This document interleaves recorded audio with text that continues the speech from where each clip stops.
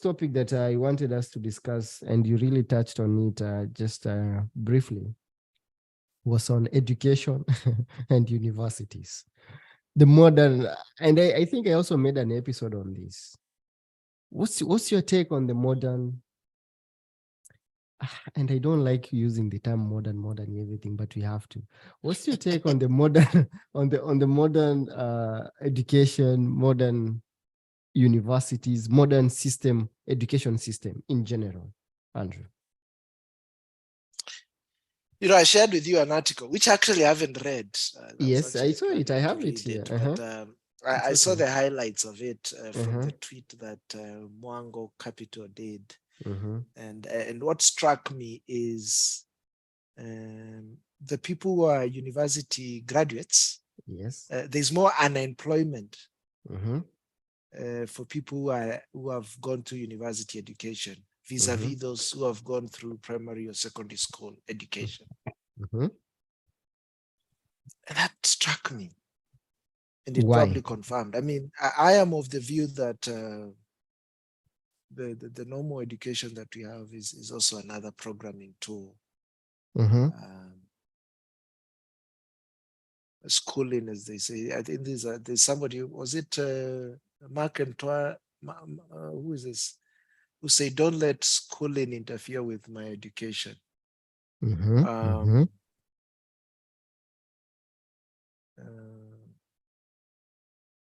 Why would a university graduate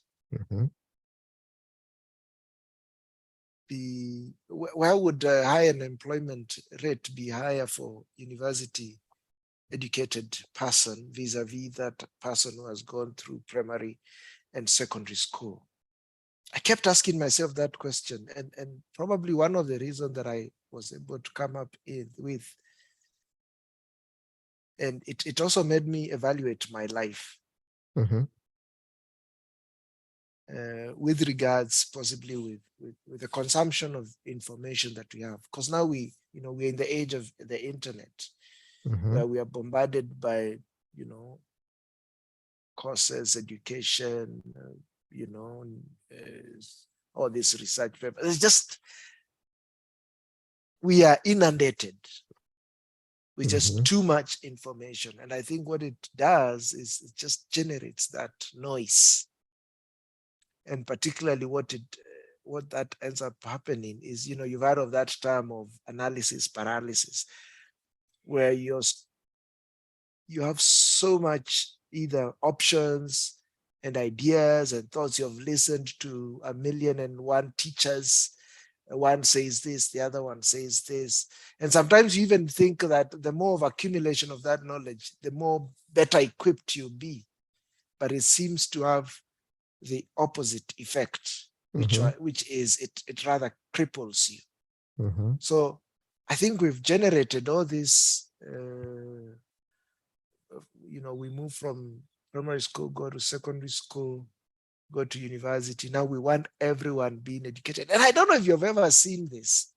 The people that brag a lot about getting that college degree, getting that university certificate, getting that diploma. I don't know if it is just me, but I've noticed more of the Blacks, more of the Africans have a higher pride for this vis-a-vis if you compare it to the white people. Yeah. I don't know if it's something that you've noticed. Maybe it's a product that was designed for the Blacks, the Black community. Probably.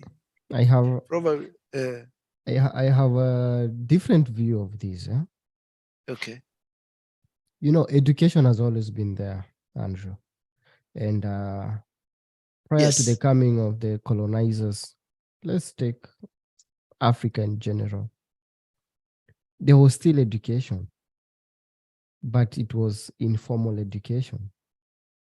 So when the colonizers came, they came with a formal education. So let's talk about the informal education. The informal education was education that was passed from generation to generation, from the elders to the young ones. And it was more of ethical education, how to live with people, kind of education, how to interact with the people in the society kind of education, you know. So with this education, you'll find the young ones will interact better with the elder ones. The young ones will interact better maybe with their parents, will interact better within their age group or within their age sets. And these teachings were also trying to make, like, if you are a man, to be a decisive kind of a man, taking responsibility, pushing yourself, having that protective instinct in you, such kind of things, being aggressive, always wanting to do something good, always wanting to invent something. The informal education used to trigger the mindset of a man. And we cannot start blaming engineering and physics in the university because of this, because even way back, there were blacksmiths. These were people working with sharpening tools and everything. There were woodsmiths, carpenters, sorry, people who were doing woodwork. The other time I visited an African museum here in Belgium, and you could see the creativity in these people. And these things were collected 100 years ago, even before formal education came. So it was, it was the informal education helping the younger generation to interact, to live well. And right now, if you ask me, with informal education, you can survive well. And that's why you find people who just went for primary school and secondary, even secondary dropouts, they tend to do better because they might have less of formal education, but more of informal education. Now, when formal education came, and I think this was what it was in the mind of our parents and grandparents, if we can combine informal education with formal education, then we can take over the world. Because with informal education, we survived all those years. Now we want to add, on top of this informal education, we want to add formal education, to do medicine, to do engineering, to do all these great courses in addition to the informal education that you already have. So imagine you've been raised to be aggressive, and then you go to school, you study engineering. When you finish school, you're supposed to send yourself out there to be aggressive in the engineering world, to be creative in the engineering world. But now what's happening for the past 20 years or 30 years or so? Parents have deserted their duties of giving the informal education. So they assume everything is given in school. They assume everything is in formal education. So parents are no longer talking to their children. They are no longer passing the informal education to their children. They are no longer teaching their children the ethics, the principles of living in this life. They assume everything they'll be given in school. That's why you find they send as early as 10-year-old, 3-year-old child already you're being sent to school, so that they can go work. So these kids, they have no informal education. They have no foundation. So they are going to school thinking that now if I get my degree, if I get my master's, my PhD, my undergrad, I'll get a job immediately. And then they finish and they see there are 10,000 of them with the same degree. Trust me, there are those with those degrees who are pushing themselves. And you'll never hear them complaining because they were told through informal education, when you get opportunity to go to school, network, relate with people well. Remember, your first employer is your teacher, your lecturer. If you're doing medicine, definitely it's a doctor who is teaching you. He is your first employer. She is your first employer. How are you interacting with him? She is your first connection. He is your first connection. But now, these people, they don't have the informal foundation. They are going to school. They just think it's just a matter of going to class and going to the library and going to sleep. You're not interacting with these lecturers. You are not interacting with your fellow students, because this is a university. The creme de la creme of the whole country is in that university.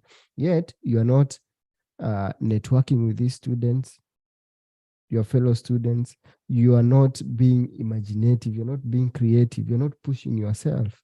And then you finish campus, all of you have the same document. Definitely, the one who is aggressive will take the lead. So we might blame the system. As much as I know universities are making money nowadays with those useless courses, that one I totally understand. But even with those useless courses, with a good informal education background, Andrew, you will, one of my mentors used to tell me, if you're going to the university to do the useless course, make sure you become the best in that useless course, so that you teach the next lot of students who will be doing the useless course. So we will come here and start whining about the government, about there are no jobs. But if we are being if you're being creative, and if you're being more aggressive, I think, yes, there will be maybe unemployment, but I don't think it will be to this extent that we are having right now, especially not only in Kenya, it's a worldwide thing, even the US, even here in Europe. Yeah. Yeah. I think of two things. Mm-hmm. And that's why I even started off by saying the world has really been ruled by lies. Mm-hmm. And we've not been interacting with reality or the real world. Mm-hmm. And I think part of the way, let me call it schooling system, because I want to differentiate from an education to schooling. Yes. What you're calling formal education, which I would call this the current schooling system, is really flawed, because Yes. in many ways, and I guess the reason why, because I think of myself, I've done a bachelor's. I wanted to do a master's, but I ended up doing another different course, which was like a 4-year program. We used to meet once a month. It's called the Bulletproof Manager, because I thought at that time I'd already left employment and gone into my business. And I figured the best thing I need to know now is now how to be an effective business owner. And this course was very practical. I didn't leave a class without something that I could implement in my business right away. So it was one, practical, or what I would call action oriented. The current system that we have, I think is a little too abstract, too theory based.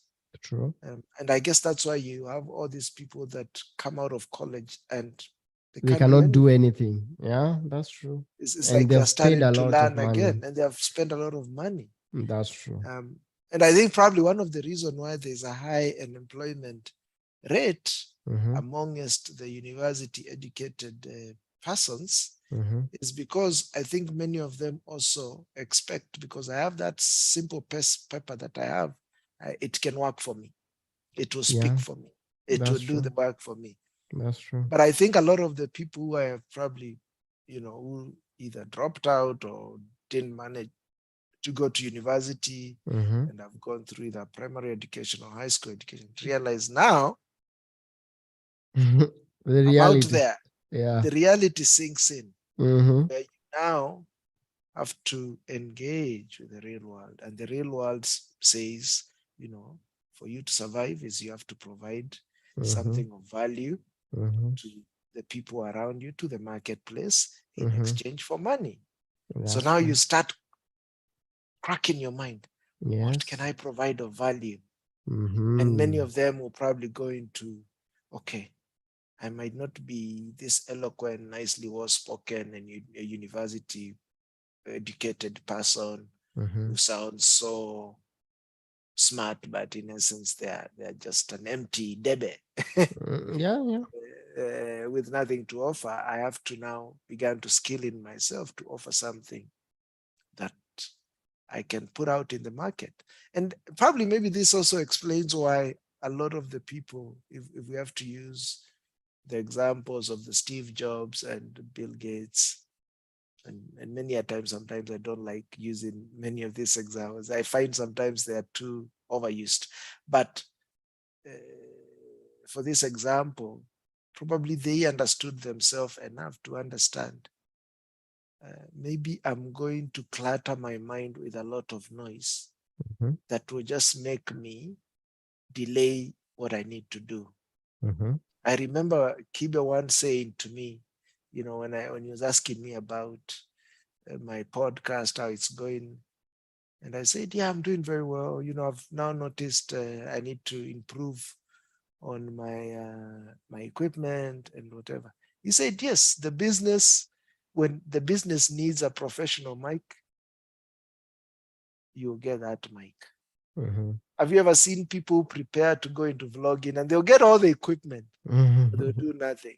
Yeah, that's true. That's It's kind true. of like the process to develop yourself to become this professional vlogger or whatever pursuit you decide to pursue is you have Mm-hmm. to start with what you have. Yeah, I agree. And I came to realize that. So it's Sorry, like, sorry. just to Continue. summarize this, Mm-hmm. just to conclude on that aspect, Mm-hmm. is there's no push for action. There's no push for engaging with the real world.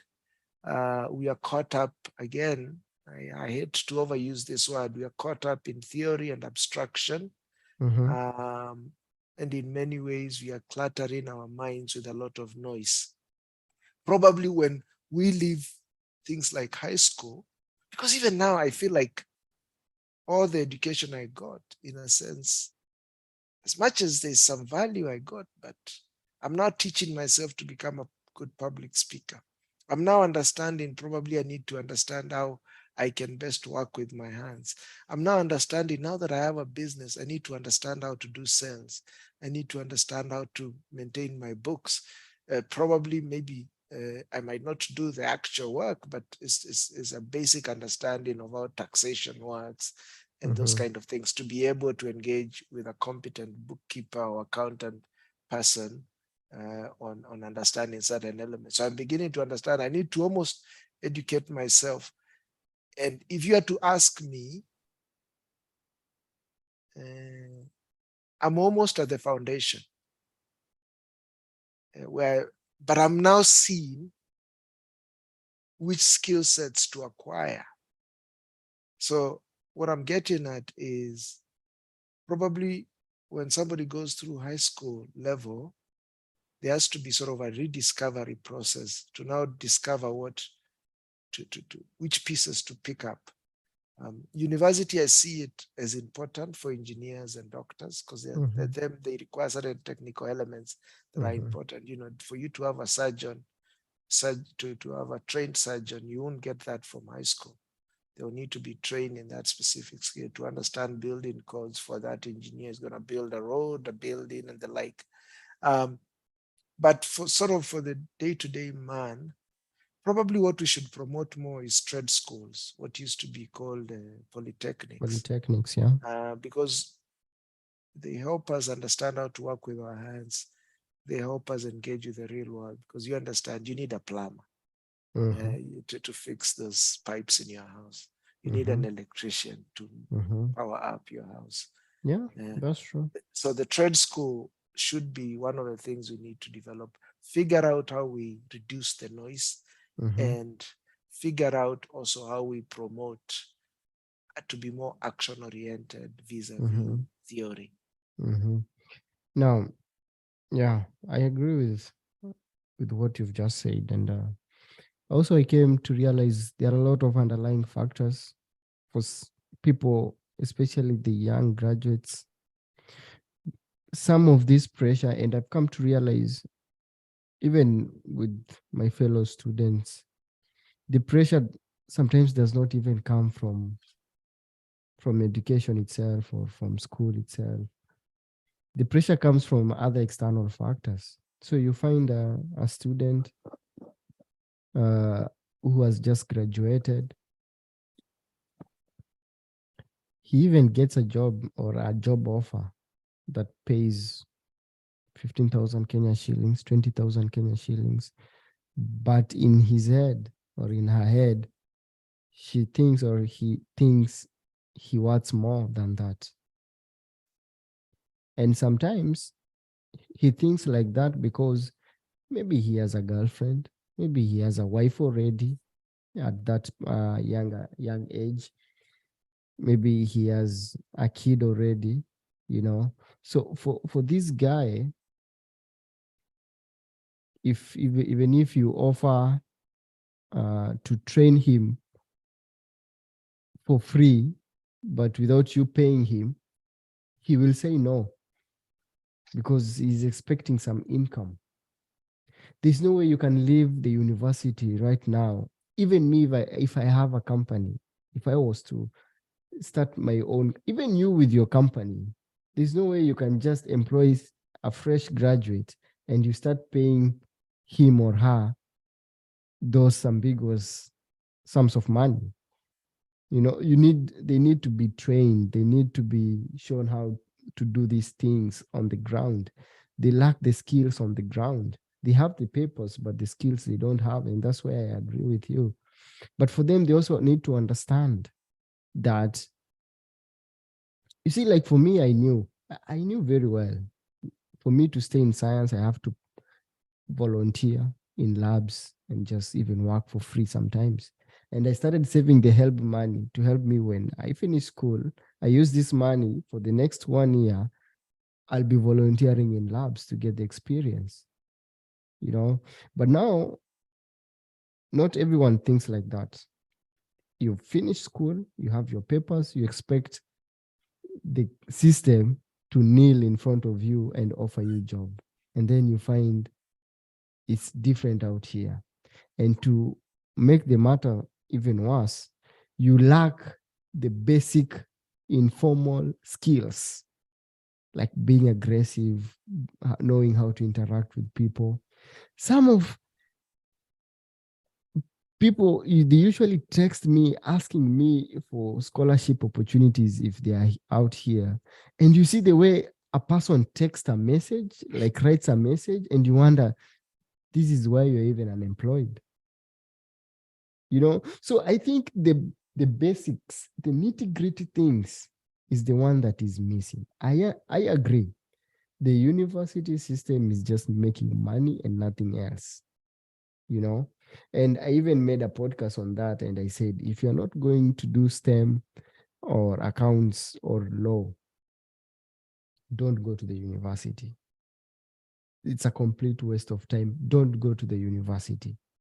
But if you're going to do this STEM, law, and accounts, then the degree is not enough.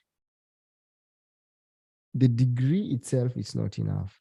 You need to put a lot of effort, and you need to know what exactly do you want. And for the men, it's simple. Sometimes the things that are making us not get what we want is these external voices, is this, I call them artificial responsibilities. The moment you get a family immediately after campus, it will be hard for you to progress career-wise compared to that man who is single, because opportunity will come. And trust me, this person who is single will have a easy time making a decision compared to you who has a family, because now you have to think for the betterment of your family. So there is more to just the education and the graduates. not getting jobs. I think we really need to go back and fix those loopholes. Yeah. And there's maybe just to chime in there. Mm-hmm. You know, actually, I enjoyed my time in uni. Mm-hmm. I did. Mm-hmm. And, you know, I was also the kind of person who, I didn't go to university right after high school. Mm-hmm. I actually started working almost immediately. I started because I paid for my own university. Mm-hmm. I think when I'd worked for almost over a year, I did first certifications in Microsoft. Mm-hmm. And you know, they call those certifications industry ready certifications. So the point is, because some of the environments we work in only operate on a Microsoft platform. So you find your email system is microphone, your financial system is microphone. So if you are to be trained on how to manage like an email server for Microsoft, you don't need a degree. You're actually much better than the degree guy, because the degree guy will spend his 4 years, then do that certification, then be found of value for the company that runs a server. You're ready. You do that for 6 months, you start playing around with it, you do your internship, and boom, you're ready. And that's why, again, we need to go back to those sort of trade school. Let's prepare people for the industry that they are going into. And be very direct and specific. If Kenya now is looking to build more roads, why don't we start defining, build, training, instead of putting them into all this bullshit of learning some basic courses? Teach them first that, and then maybe they're going to realize, oh, okay, now I've been elevated from just an engineer to a supervisor. And as a supervisor, I need a particular skill set. I need to understand how to be a manager, a leader, a good communicator, a good delegator. So now probably I need to amp up on those skills. But it's sort of the feedback that you're getting that tells you directly what to invest in or what to spend your time building yourself into. So and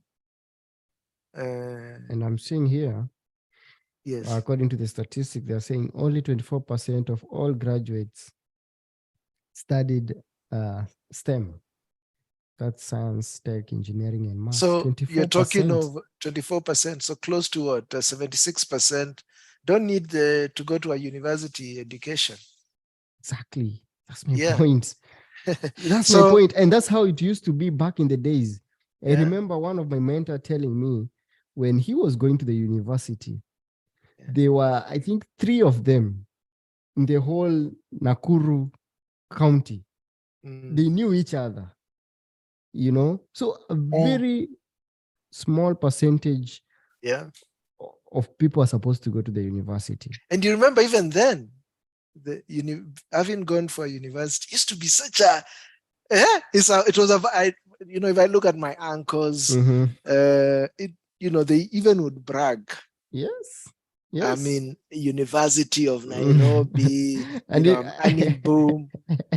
Exactly. And for them, it was used to be a prestigious thing. Exactly. But then they brought this thing called parallel education. And it killed everything. If you now go down to downtown Nairobi, it's now what? It's all universities and colleges and whatever. So now you start asking yourself, what is the business here? Is it the education, or is it you now who is being marketed to put in your puny money there and then waste your entire time?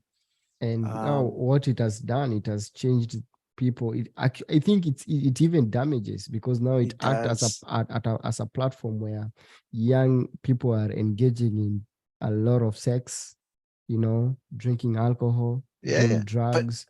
But, I mean, just imagine what it has done, particularly for women. It has damaged because, them a lot. Again, they are not getting trained how to be wives and mothers. Exactly. And they start learning these things by themselves when they're in their 30s, and there's no man ready to marry them. Exactly. And most of them are not in STEM. They fear STEM like something else. So majority of them are in the 76%. So you've done a course on business admin or entrepreneurship or community development. You've not been trained to be a wife. Assuming you get a job on community development, you cannot survive on that salary. Let's be honest. So you'll need to get married, but you're not a wife. You are in your 30s. What will happen to this lady?